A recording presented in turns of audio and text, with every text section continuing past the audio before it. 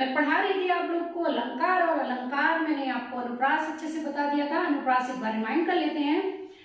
अनुप्रास में जब एक ही वर्ण बार बार आता है तो अनुप्रास अलंकार होता है।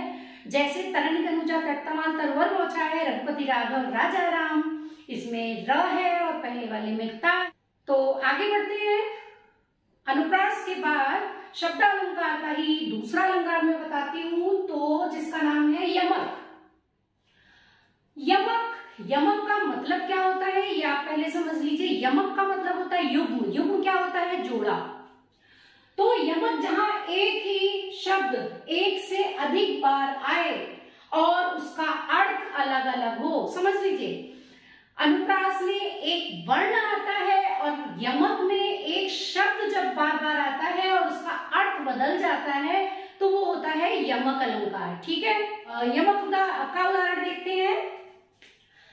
बहुत प्रचलित उदाहरण है इसलिए मैंने यही वाला उदाहरण लिया है, और भी एक आधे उदाहरण बता दूंगी। कनक कनकते सौगुनी मादकता अधिकाए, या खाए बोराए न या पाए बोराए। तो यहाँ पर कनक कनक दो बार आया है, लेकिन दोनों बार कनक की मीनिंग अलग है।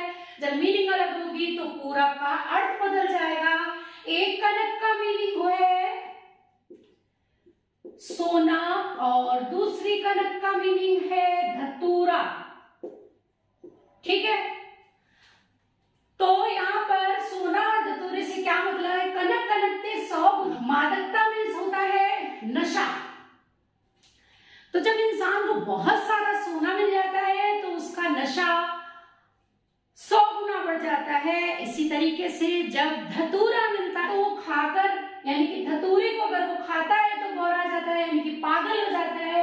और अगर सोने को या खाए बौरा है ना या पाए बौरा, या वो पाना मीन्स अगर उसको सोना बहुत सारा मिल जाता है तो भी, अगर आपको बहुत सारा सोना मिल जाएगा तो क्या होगा? फिर तो इंसान पागल ही हो जाता। किस लिए हम लोग मेहनत करते हैं? पैसे के लिए। और एक साथ बहुत सारा सोना मिल जाए तो पागल हो जाएगा इंसान। तो यहाँ पर कनक कनक दो बार आया है तो दोनों की मीनिंग अलग अलग है, और जब मीनिंग अलग होंगी तो पूरे का अर्थ बदल जाएगा। दूसरा उदाहरण मैं बताती हूँ। तो पर वारों उर्वशी सुनि राधिके सुजान, तू मोहन के उर्वशी है उर्वशी समान। तो यहां देखिए उर्वशी 2 टाइम्स आया, यहां भी और यहां भी। ठीक है, तो पर वारों उर्वशी, यहां पर अप्सरा के लिए बात आई है। ठीक है, उर्वशी कौन है? अप्सरा है। और ये उर्वशी क्या है? यहाँ पर उर्वशी अप्सरा है और यहाँ हृदय में बसने वाली है, और ये इसका मीनिंग है मोतियों की माला। ठीक, तो पर वारों उर्वशी, तुम पर हे अप्सरा, राधा जी के लिए कहा गया है कि तुम पर बहुत सारी अप्सराएं भी वार दूं, क्योंकि राधा कैसी है? राधा तू मोहन के उर्वशी, तू उर माने यहाँ पर हृदय है, तू मोहन के हृदय में बसी हुई है उर्वशी समान। जिस तरीके से मोतियों की माला हृदय में बसी रहती है, हृदय में पड़ी रहती है, मोहन के लिए राधा कैसी है? उर्वशी के समान है। इसी का उदाहरण और देख लीजिए, बहुत सरल है, ये आपको याद रहेगा। 3 बेर खाती थी, वो 3 बेर खाती है ना सरल? याद भी हो जाता है ये उदाहरण। वो 3 बेर खाती है। ठीक है, तो देखिए यहां मीनिंग कैसे बदली। यहां दोनों बेर की मीनिंग क्या है? एक बेर मीनिंग टाइम्स, समय, और एक बेर की मीनिंग बेर जो फल होता है, यानी कि वह 3 बेर यानी कि 3 बार खाती थी, 3 टाइम्स खाती थी। क्या? 3 बेर, फल वाला बेर। तो यहां पर भी बेर 2 बार आया है, लेकिन दोनों के अर्थ भिन्न भिन्न है। और उदाहरण बताऊं, है कभी वेणी वेणी व्याल की चुराए लीनी, कहे कभी वेणी वेणी व्याल की चुराए लीनी। यहाँ पर एक वेणी कवि के लिए कहा गया है और दूसरा वेणी चोटी के लिए कहा गया है। व्याल माने सांप होता है। तो आप लोग को यमक क्लियर हो गया। अब आते हैं हम श्लेष पर। श्लेष जो है श्लिष धातु से बना हुआ है और श्लेष का मतलब होता है चिपका हुआ। अब यहाँ चिपका हुआ कैसे? जहां एक ही शब्द में एक से अधिक अर्थ चिपके हों, जहां एक ही शब्द में एक से अधिक अर्थ चिपके हों, लाइक समानार्थी। तो कैसे? मंगन को देख पट देत बार बार, यहां शब्द एक ही बार आया है लेकिन इसकी मीनिंग दो है। पट माने वस्त्र और एक मीनिंग है दरवाजा। मंगन कौन हुआ? भिखारी। भिखारी को देखकर बार बार दरवाजा बंद कर दिया जाता है या भिखारी को देखकर बार बार वस्त्र दिया जाता है। वेरी सिंपल उदाहरण है ये, ठीक है। एक और देखिए, बहुत प्रसिद्ध है, सभी को आता होगा।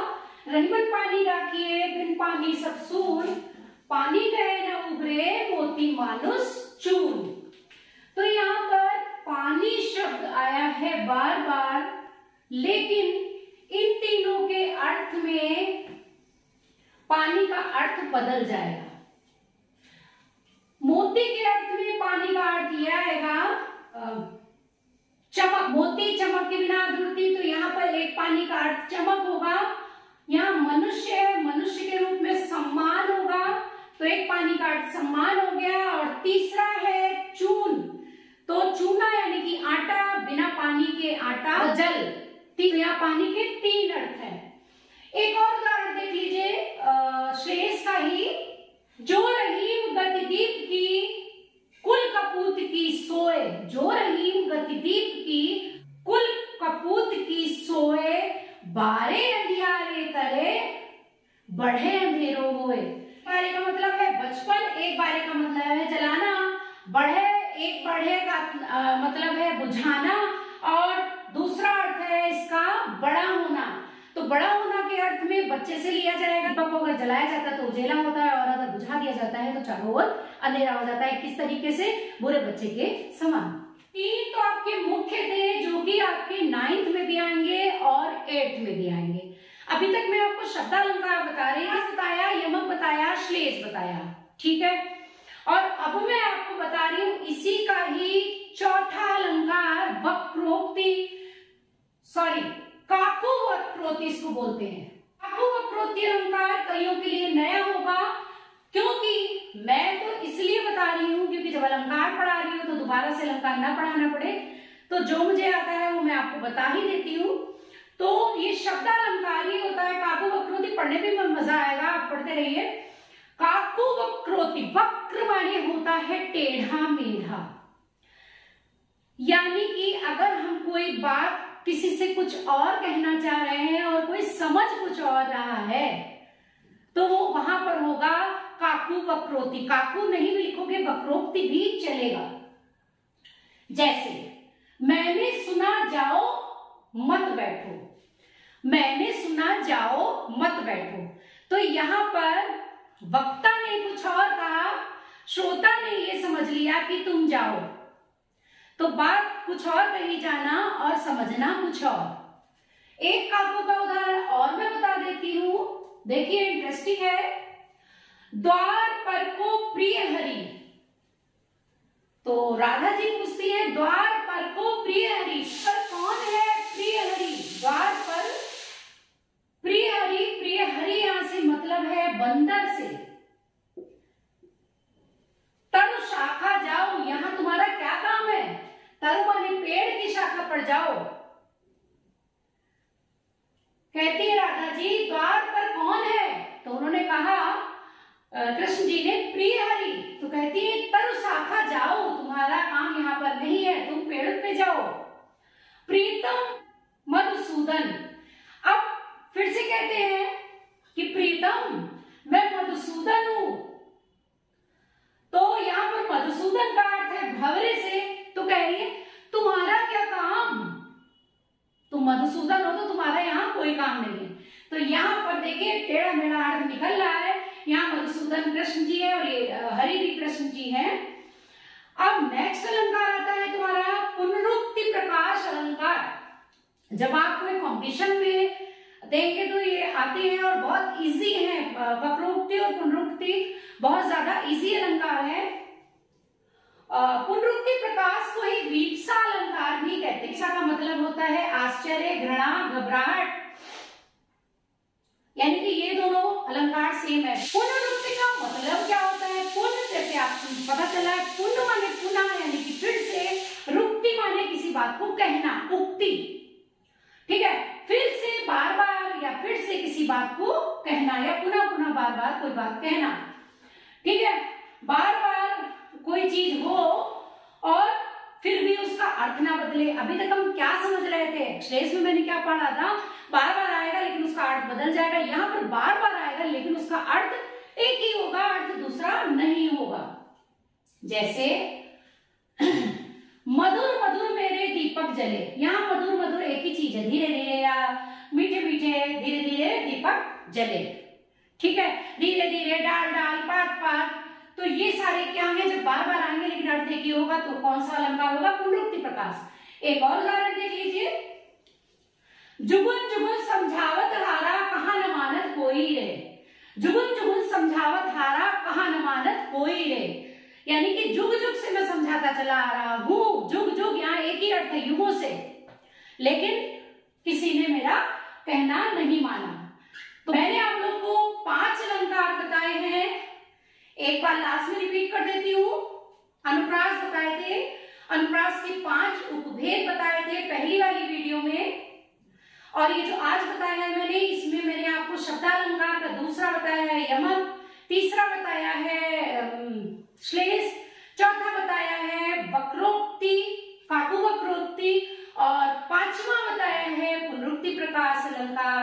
तो आई होप आप लोगों को शब्दालंकार क्लियर हो गया होगा। आगे आगे जितने भी छोटे मोटे अलंकार हैं मैं लास्ट में बताऊंगी, जो ज्यादा यूज नहीं होते हैं।